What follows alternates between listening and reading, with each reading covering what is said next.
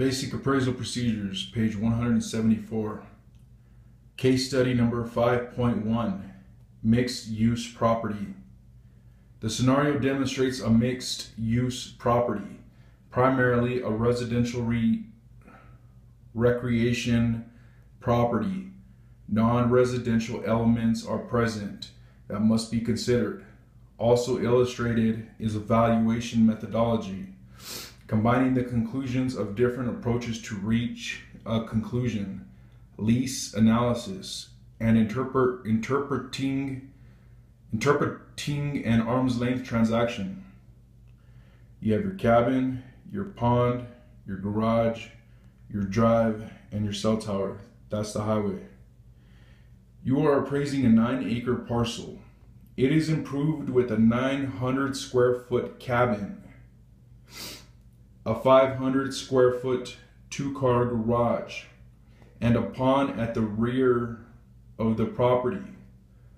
Other site improvements include a septic system, utilities, 800-foot gravel driveway, and typical landscaping. The cabin is 6 years old and in average condition. Its economic life is estimated at 60 years.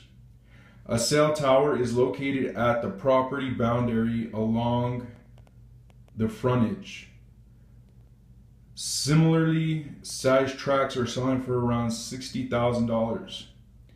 Reproduction cost for the cabin is $60 per square foot and $20 per square foot for the garage. The as-is value estimate of miscellaneous site improvements is $10,000. Data indicates sales of similar properties without a cell tower are selling for about $100,000.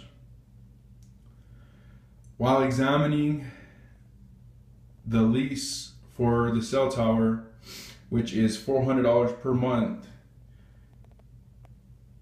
you find it can be renewed by the parties annually for the next 15 years with no provision for escalation of the rent. It may be terminated by the lessee at any time. Research has revealed similar cell tower leases with a capitalization rate of 10%. The lessee must consent to the assignment of the lease. Currently, the property is in contract to sell for $110,000 between relatives with no broker involved and without being exposed to the market. Point break. What relevant factors must be considered when valuing this property? How would you tackle this appraisal assignment? What value indications have been formed? Case study number 5.2, zoning issues.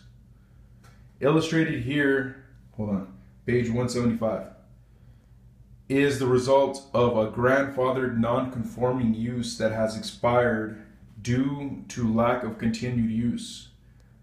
The challenge includes determining the highest and best use of the property. As practice, all valuation approaches are developed.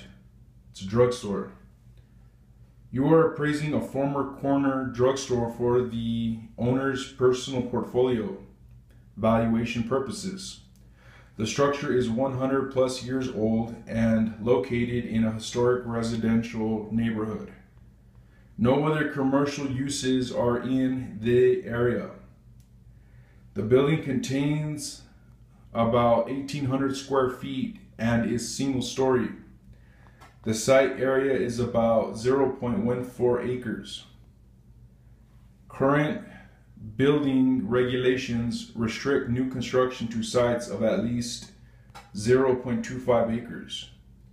It has been unused for several years, except as storage by the owner, who lives next door. The drugstore